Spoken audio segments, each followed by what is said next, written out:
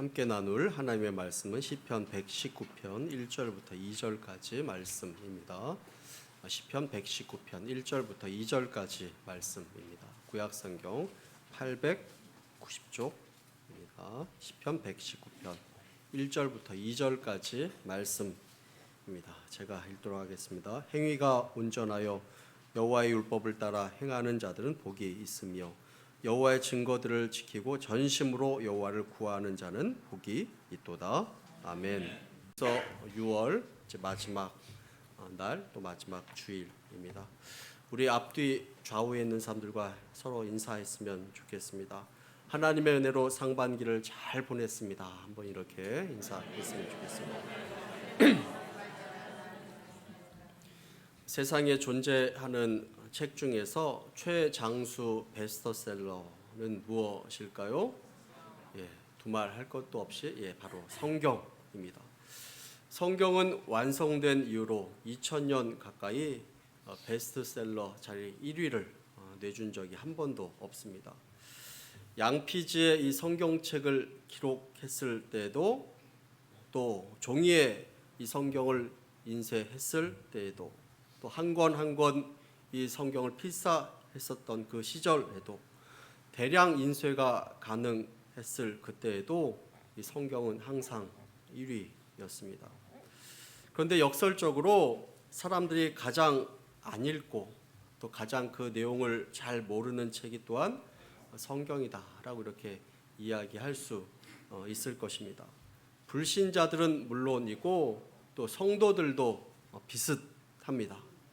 1년에 성경을 1독 이상 하는 분, 또 그 이상 하시는 분들도 있습니다. 그리고 이 두꺼운 성경 전체를 또 직접 이렇게 쓰시는 분도 있는 것을 보게 됩니다. 우리 교회도 또 몇 분이 이렇게 성경을 직접 이렇게 쓰시기도 했었고, 최근에 또 어떤 권사님도 성경을 또 읽고 쓰고 이렇게 하셨습니다. 하지만 많은 경우에 이 성경책이 집에 몇 권씩 있으면서도 또 성경이 좋다, 또 읽어야 한다라는 것을 알면서도 이 성경을 읽는데 굉장히 인색한 것이 또한 사실입니다. 많은 성도들이 또 신앙생활을 오랫동안 하면서 풍성한 삶을 살지 못하는 그 이유가 무엇인가? 또 신앙생활을 오래 하는데도 하나님의 축복을 많이 경험하지 못하는 그 이유가 무엇인가? 여러 가지 이유가 있겠지만 그 중에 그 대표적인 이유가 바로 이 성경을 읽지 않기 때문이다 라고 이렇게 말씀드릴 수 있겠습니다. 이 성경은 축복의 보물 창고입니다. 그런데 이 보물 창고를 닫아놓고 있으니까 이 축복이 묻혀질 수밖에 없는 것입니다. 그러므로 성도 여러분, 성경책을 여시기를 바랍니다. 그리고 성경을 읽으시기를 바랍니다. 그러면 여러분들 인생 가운데 축복의 대로가 열릴 줄로 믿습니다. 오늘 본문은 그러한 사실을 증거하며 이야기하고 있습니다. 오늘 말씀은 복받는 사람에 대해서, 또 복이 있는 사람에 대해서 이야기를 하고 있습니다. 첫 번째로 이 복이 있는 사람은 말씀 안에 사는 사람이다라는 것을 이야기하고 있습니다. 모든 사람은 복을 좋아합니다. 당연한 것입니다. 그런데 중요한 것은 이 복의 개념인데, 많은 사람들이 이 복을 단순히 소유의 개념으로 이해하는 경우가 많이 있습니다. 무엇을 가져야지 복이 있다라고 생각을 하는 것입니다. 그런데 우리가 조금만 생각해 보면 이 생각이 잘못됐다라는 것을 알 수 있습니다. 만일 소유의 개념으로 생각하면 삶의 행복은 가진 것의 순서대로 이루어져야 될 것입니다. 이 행복의 순서가 재산 순서대로, 가진 순서대로, 또 권세의 순서대로, 지위의 순서대로 이루어져야 될 것입니다. 그런데 실제로 우리 자신을 보더라도, 주위에 있는 사람들을 둘러보더라도 이 행복이 그 순서대로 이루어지지 않는다라는 것을 우리는 잘 알게 됩니다. 성경은 소유 이전에 이 복에 대해서 이야기하기를 하나님과의 올바른 관계를 복이다라고 이렇게 선언하고 있습니다. 왜 그렇습니까? 하나님만이 이 복의 수여자이기 때문에 그렇습니다. 하나님만이 만복의 근원이 되기 때문에 그렇습니다. 그래서 우리는 그 어떤 것을 소유하기 전에 우선 하나님과 올바른 관계를 맺어야 된다는 것을 말씀하고 있습니다. 그렇게만 되면 다른 것들은 하나님께서 주시는 것이고 저절로 따라오게 되는 것입니다. 그리고 하나님과의 올바른 관계 속에서라야 그 모든 소유를 올바르게 사용할 수 있는 것입니다. 그래야 그것이 진짜 복이 되는 것입니다. 단순히 어떤 것을 소유했다고 해서 무조건 복이 되는 것이 아니다라는 것입니다. 그래서 오늘 본문 1절, 2절 말씀에는 무엇이라고 이야기하고 있습니까? 우리 시편 119편 1절, 2절 말씀 우리 함께 한번 읽어보도록 하겠습니다. 함께 읽습니다.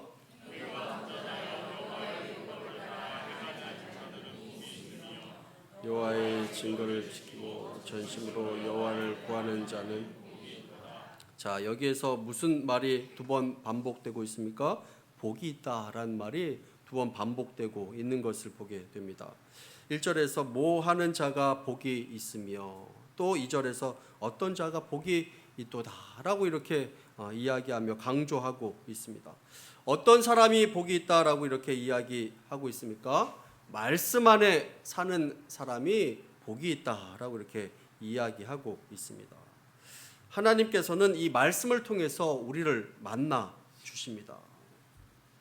그리고 하나님과의 올바른 관계를 맺는 것은 말씀을 통해서 이루어지는 것입니다. 그래서 말씀을 읽고 배우고 묵상하고 깨닫고 지켰을 때 하나님과의 올바른 관계를 맺을 수 있고, 그때 비로소 복된 인생을 살아갈 수 있는 것입니다.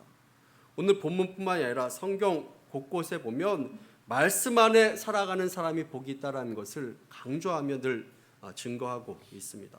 시편 1편 1절 2절 말씀에도 보면 우리 시편 1편 1절 2절 말씀 없습니까? 제가 읽도록 하겠습니다. 복이 있는 사람은 악인의 꾀를 쫓지 아니하며 죄인의 길에 서지 아니하며 오만한 자의 자리에 앉지 아니하고 오직 여호와의 율법을 즐거워하며 그 율법을 주야로 묵상하는 자로다라고 이렇게 이야기하고 있습니다. 시편 128편 1절 말씀에도 여호와를 경외하며 그 도를 행하는 자마다 복이 있도다라고 이렇게 이야기하고 있습니다. 우리 시편 128편 1절 말씀 함께 한번 읽어보도록 하겠습니다. 자, 시작. 여호와를 경외하며 그의 길을 걷는 자마다 복이 있도다. 그 말씀을 멀리하는 사람은 어떤 사람이겠습니까? 하나님의 말씀을 멀리하는 사람, 복이 있는 사람이 될 수 없는 것입니다. 그래서 우리는 항상 말씀을 늘 가까이 하고 말씀을 통해서 이 은혜를 받고 은혜를 섭취해야 되는 것입니다. 말씀을 가까이 하는 방법을 설명하고 있는데, 말씀을 듣고 말씀을 읽고 말씀을 연구하고 말씀을 암송하고 말씀을 묵상하는 것입니다. 그 중에서 이 말씀을 묵상하는 것이 아주 중요합니다. 말씀을 우리가 읽고 잠시라도 이 묵상을 꼭 해야 되는 것입니다. 그냥 읽고 끝나서는 안 되는 것입니다. 들은 이후에도 묵상을 하고, 읽은 후에도 묵상을 하고, 연구한 후에도 묵상을 하고, 암송한 후에도 묵상을 해야 하고, 그래야지 그 말씀이 효력을 발휘할 수 있는 것입니다. 말씀을 듣고 끝나는 것이 아니라 묵상을 해야 되고, 읽고 그대로 끝나는 것이 아니라 이 말씀을 생각하며 묵상해야 되는 것입니다. 그렇다면 이 말씀을 묵상하는 것이 왜 그렇게 중요하겠습니까? 이 묵상은 한마디로 성경 말씀을 통해서 하나님께서 나에게 하는 그 음성을 듣는 것입니다. 폴 트루니에라는 사람은 묵상에 대해서 이렇게 정의했습니다. 묵상은 하나님의 음성을 기다리는 것이다. 조용한 시간에 계속 침묵할 때 하나님이 우리의 마음에 떠오르게 해주시는 생각이 곧 하나님의 음성이다. 하나님의 음성을 기다리는 것이 묵상입니다. 하나님이 우리 마음에 떠오르게 해주는 그 생각, 말씀을 읽은 이후에 떠오르는 그 생각이 바로 곧 하나님의 음성이다라고 이렇게 이야기하는 것입니다. 이러한 묵상이 있을 때 비로소 이 성경 말씀을 내 삶에 적용할 수 있는 것입니다. 성경은 모든 사람을 위해 쓰여진 일반적인 말씀으로 기록되어져 있지만 이 묵상의 과정을 통해서 그 기록된 말씀이 나를 위한 말씀으로 바뀌어지는 것입니다. 또 한 가지 성경 암송에 대한 축복에 대해서 잠시 언급을 하면 이 성경 암송하는 것은 강력한 무기가 될 수 있습니다. 우리 가운데도 이렇게 암송을 꽤 잘하시는 분이 있는 것을 보게 됩니다. 마태복음 4장 1절부터 11절까지 보면 예수님께서 공생애를 시작하기 전에 광야에서 40일 동안 금식하고 계셨습니다. 그 이후에 마귀가 이 예수님께 접근을 하며 시험을 합니다. 그런데 이 마귀의 그 유혹을 예수님께서 암송하고 있는 그 말씀으로 이 마귀들을 물리치고 있는 것을 보게 됩니다. 자, 이처럼 우리들도 이 성경 구절을 우리가 묵상하고 또 우리가 또 암송하고 그것을 우리 가운데 갖고 있으면 우리의 삶의 모든 상황에서 적절하게 그것을 대처하고 또 승리할 수 있다는 것을 우리가 기억하시기를 바랍니다. 우리가 혹 성경책을 볼 수 없는 그 상황에서라도 하나님과 풍성한 교제를 가질 수 있는 것입니다. 그래서 이 성경 암송은 기도와 더불어서 하나님의 능력을 체험하는 강력한 영적인 무기다라고 이렇게 이야기를 합니다. 제2차 세계대전에 참전했던 제시 밀러라는 그 사람의 간증입니다. 그는 필리핀에서 참전했다가 일본군에게 포로가 되었습니다. 온갖 고생을 다했지만 생존자로 남을 수 있었는데 후일에 그때 경험을 회고하며 간증을 했습니다. 일본군은 나에게서 성경책을 빼앗아 갔다. 그때 기분은 차라리 내 오른팔 하나를 잃는 게 낫겠다라는 생각이 들 정도로 참담했다. 다행히 평소에 암송해 두었던 성경 구절들이 나에게 큰 축복이 되었다. 포로 수용소에서 성경책이 없이 성경 공부를 인도할 수 있었고 고통의 순간마다 하나님의 말씀이 생각나 큰 위로와 힘이 되었다. 나는 고통 가운데 예수님이 하신 말씀이 참되다라는 것을 깊이 깨달았다. 그리고 그분만이 말씀대로 사람의 떡으로만 살 것이 아니요 하나님으로부터 오는 모든 말씀으로 살 것이라는 그 말씀이 진리임을 절실히 느낄 수 있었다. 이처럼 말씀을 가까이 하는 사람이 복 있는 인생을 살게 된다라는 것을 이야기하고 있습니다. 하나님의 말씀 안에 살아가는 그 사람이 복이 있는 사람이라면 그 사람에게 구체적으로 어떤 축복이 임하겠습니까? 우리 시편 119편 165절 말씀 우리 함께 한번 읽어보도록 하겠습니다. 함께 읽습니다. 주의 법을 사랑하는 자에게는 큰 평안이 있으니 그에게는 장애물이 없으리로다. 아멘. 여기에 보면 두 가지 축복을 이야기하고 있습니다. 큰 평안을 이야기합니다. 그리고 형통을 이야기합니다. 장애물이 없다라는 것, 그것이 곧 형통한 것 아니겠습니까? 우리의 인생 가운데 펼쳐지는 두 가지 축복을 이야기하고 있습니다. 이 평안은 우리 마음 가운데 펼쳐지는 것이고 이 형통한 것은 우리 생활 가운데 펼쳐지는 복을 이야기하고 있는 것입니다. 그래서 복이 있는 사람은 평안한 사람이다라는 것을 이야기합니다. 그래서 두 번째 복이 있는 사람은 평안한 사람입니다라는 것을 이야기하고 있습니다. 사람의 마음 가운데는 늘 불안과 두려운 마음이 있습니다. 그 원인이 무엇이냐면 이 두 가지 때문인데 하나는 죄 때문이고 하나는 무지함 때문에 우리 마음 가운데는 불안한 마음과 늘 두려운 마음이 있는 것입니다. 하나님의 말씀은 우리를 죄 가운데서 깨우쳐주고 그리고 십자가의 사랑과 그 십자가의 대속의 은혜를 깨닫게 해줍니다.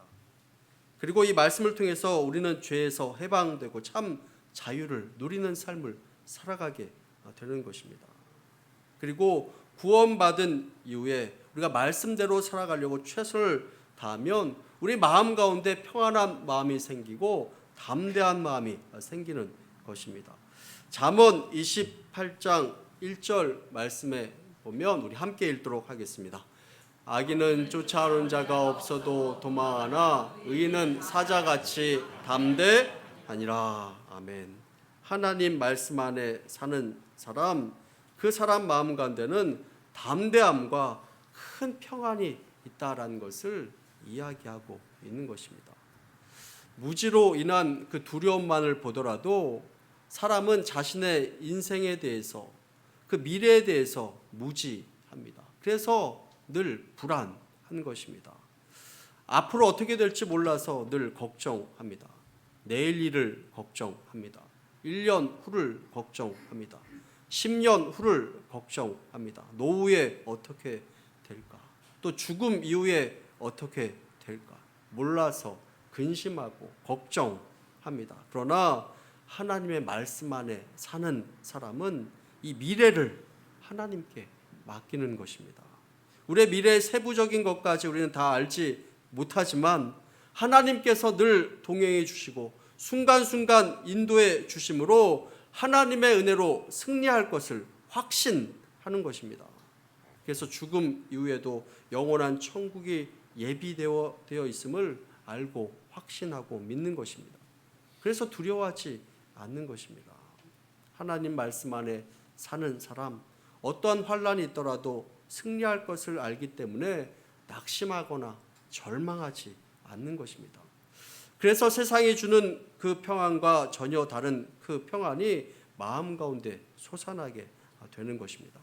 요한복음 14장 27절 말씀에도 보면 우리 함께 한번 읽도록 하겠습니다. 함께 읽습니다. 평안을 너희에게 주노니 곧 나의 평안을 너희에게 주노라. 내가 너희에게 주는 것은 세상이 주는 것 같이 아니하니라. 너희는 마음에 근심하지도 말고 두려워하지도 말라. 그리고 요한복음 16장 33절 말씀에도 보면 이것을 너희에게 이른 것은 너희로 내 안에서 평안을 누리게 하려 함이라. 세상에서는 너희가 환난을 당하나 담대하라. 내가 세상을 이겨노라 라고 이렇게 말씀하고 있습니다. 세상에 있는 사람들은 누구나 다 평안하게 살기를 원합니다. 또 안전하게 살기를 원합니다. 그러면서도 동시에 자기가 판단하는 것이 또 편하다고 생각하고 그 방향대로 살아가려고 하는 것이 사람입니다. 그런데 자기의 기분 따라 이 편안한 것과 이 평안은 같은 것이 아닙니다.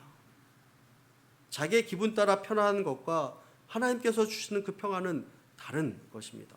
그것은 마치 자동차 운전을 하는 사람이 자기 편한 대로 운전을 하면서 안전한 것을 기대하는 것과 같은 것입니다. 안전 운전을 하려면 자기 편한 대로 운전을 하는 것이 아니라 뭐에 따라서 운전을 해야지 안전할까요? 네? 예. 도로 표지판대로 또 안전 수칙에 따라서 운전을 해야지 자기 마음대로 운전해서는 안 되는 것입니다. 그래서 그저 편하게 살려고 하는 사람은 진정한 평안을 누릴 수 없는 것입니다. 그냥 편하게 살려고 하는 사람은 하나님의 말씀에 대한 관심도 없고 그저 자신이 원하는 대로만 살아갑니다. 그런데 자기가 원하는 대로 사는 것 같지만 사실은 남들이 하는 대로 따라하는 경우가 많은 것을 보게 됩니다. 그러면서 편안하게 살려고 하는 것입니다. 그런데 잠언에서는 그런 사람을 어리석은 사람 혹은 미련한 사람이다라고 이렇게 이야기합니다. 자기 나름대로 머리를 쓴다고 하지만 결국에는 주변 사람들이 하는 것 그대로 하는 것이기 때문에 자기에게는 결코 나중에 유익한 결말로 맺혀지지 않는 것을 보게 됩니다. 반면에 하나님의 말씀을 듣고 그 말씀대로 행하려고 하는 사람은 하나님의 말씀이 그 사람을 지켜주심으로 평안함과 안전한 삶을 살아갈 수 있는 것입니다. 하나님의 말씀과 그 지혜가 그 사람을 인도해 주기 때문에 그렇습니다. 우리 성도들은 하나님께 우리의 앞길을 맡긴 사람이다라고 이렇게 이야기할 수 있을 것입니다. 하나님께서 말씀을 통해서 우리의 인생에 한 걸음 한 걸음을 인도해 주시기 때문에 그렇습니다. 요즘 많은 사람들이 이 스마트폰으로 운전할 때 내비게이션을 보고 이 운전을 합니다. 이 GPS로 현재 위치를 파악하게 되고 이 목적지까지 지도를 통해서 또 음성을 통해서 이 안내를 받게 됩니다. 모르는 길을 가더라도 얼마나 편하고 또 안전한지 모릅니다. 사람의 기술이 참 대단하다라는 그런 생각이 드는데 이 하나님께서는 옛날 그 이스라엘 백성들이 광야 가운데 이동할 때도 불기둥과 구름 기둥으로 그들을 인도해 주셨습니다. 하나님께서 그들과 동행해 주시며 이 광야의 길을 인도해 주신 것입니다. 그래서 약속의 땅인 이 가나안 땅까지 가도록 해 주셨습니다. 자, 오늘날 우리들도 마찬가지입니다.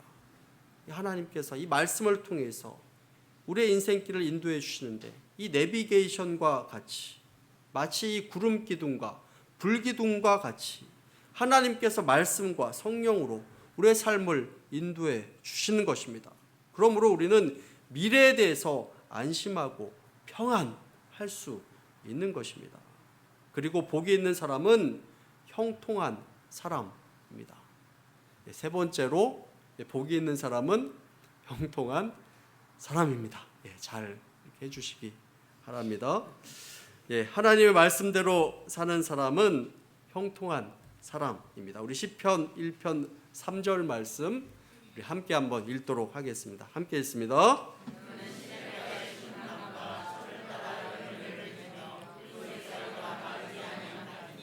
그 하는 모든 일이 다 형통하리로다.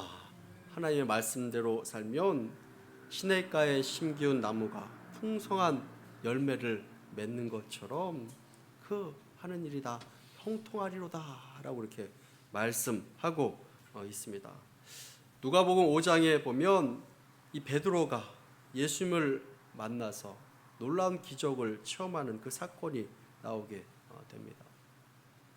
이 베드로는 갈릴리 바다에서 잔뼈가 굵은 그런 어부였습니다. 그런데 밤새 이 그물질을 이 갈릴리 바다 가운데 했지만 허탕을 쳤습니다. 우울한 마음으로 이제 새벽에 그물을 싣고 집으로 가려고 하는데 예수님께서 이 베드로를 찾아오신 것입니다. 예수님께서는 이 베드로의 배에 올라가서 말씀을 하십니다. 말씀을 전한 이후에 이제 끝나고 돌아가려고 하는 이 베드로에게 또다시 이야기합니다. 깊은 데로 가서 그물을 내려 고기를 잡으라. 이 고기잡이로 이야기한다면 이 베드로가 전공자였습니다. 방금 전까지만 해도 이 고기잡이를 하다가 허탕을 친 그런 상황입니다. 아무리 생각해봐도 지금 상황에서는 순종하기 어려운 그런 상황입니다.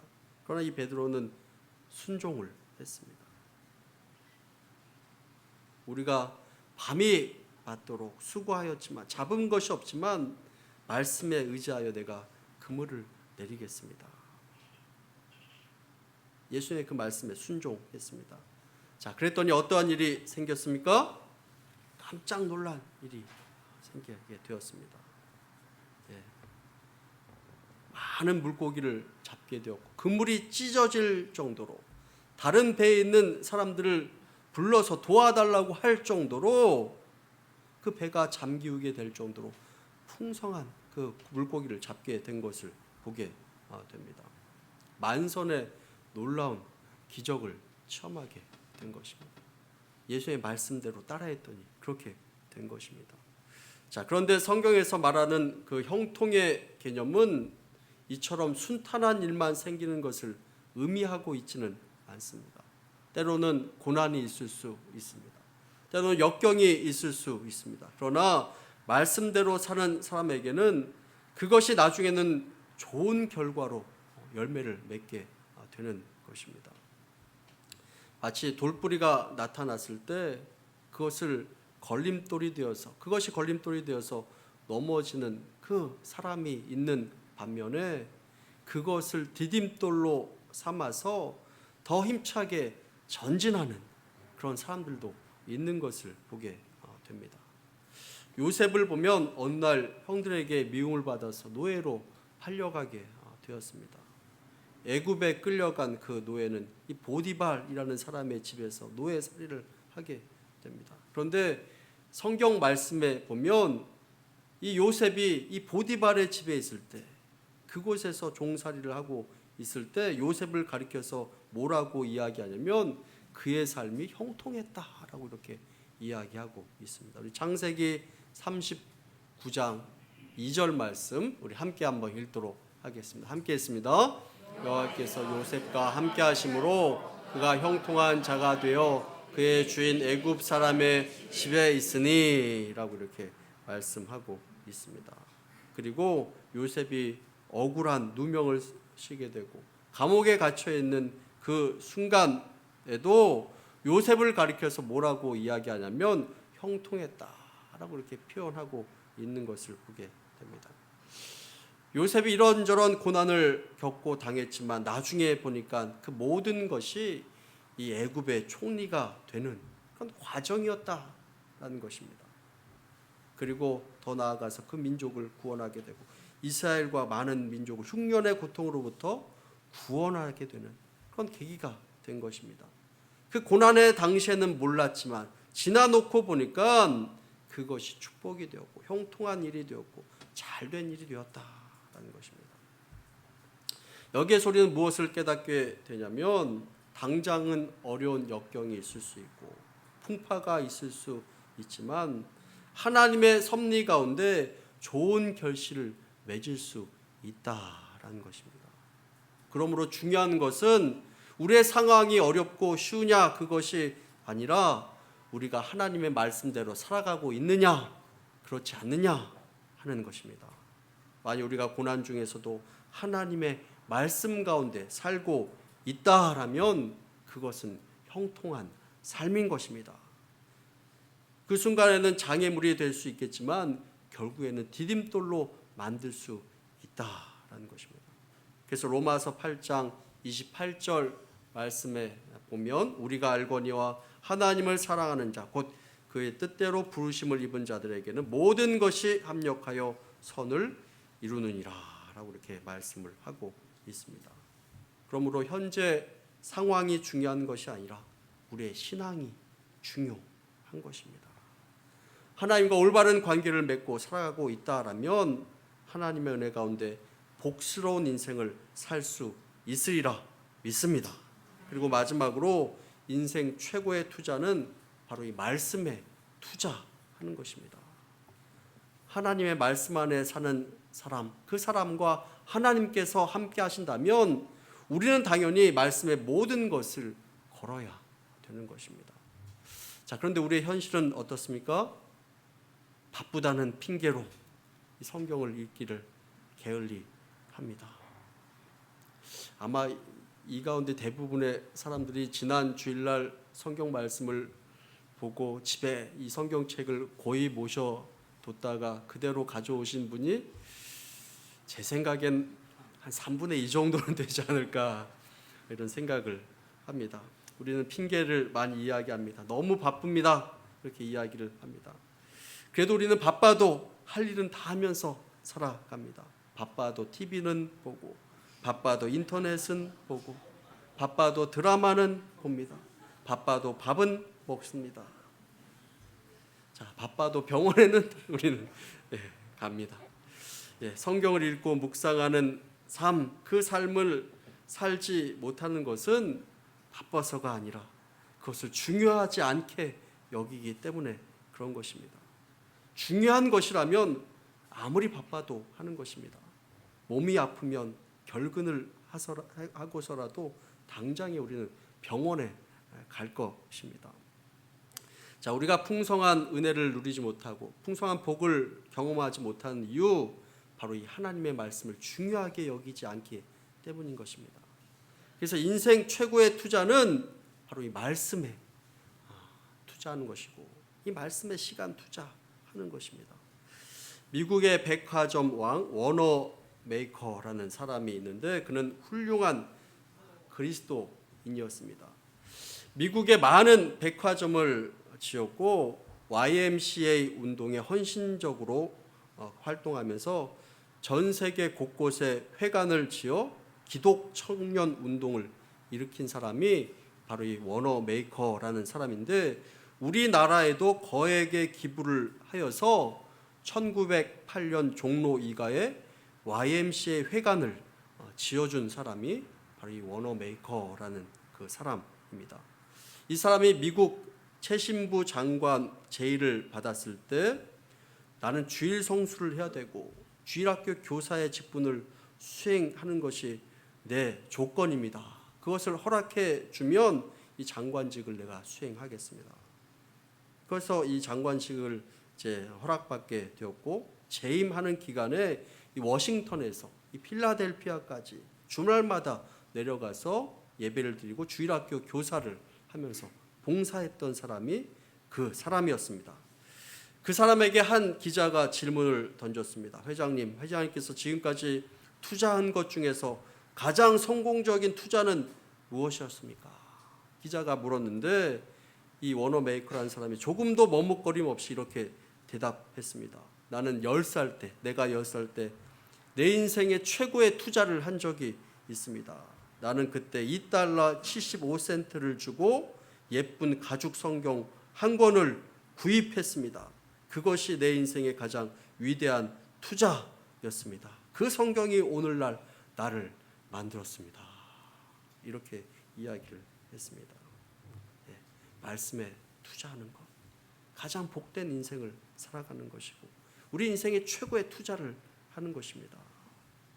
우리 성도 여러분, 지금까지 신앙생활 해오면서 풍성한 은혜, 축복을 체험하셨습니까? 체험하셨다라면 감사한 일입니다. 계속 그것을 유지하시기를 바랍니다. 그런데 만일 그렇지 못했던 그런 삶을 살아왔다라면 지금부터라도 이 말씀 안에서 살아가는데 최선을 다하시기를 바랍니다. 그러면 여러분들 삶 가운데 축복의 길이 활짝 열릴 줄로 믿습니다. 말씀 안에 사는 삶, 복된 삶입니다. 평안함과 형통함을 누리는 삶입니다. 말씀에 투자하는 삶이 가장 복된 삶인 줄로 믿습니다. 그러한 삶을 살아가는 저와 여러분들 다 되시기를 간절히 축원합니다. 다 함께 기도하겠습니다.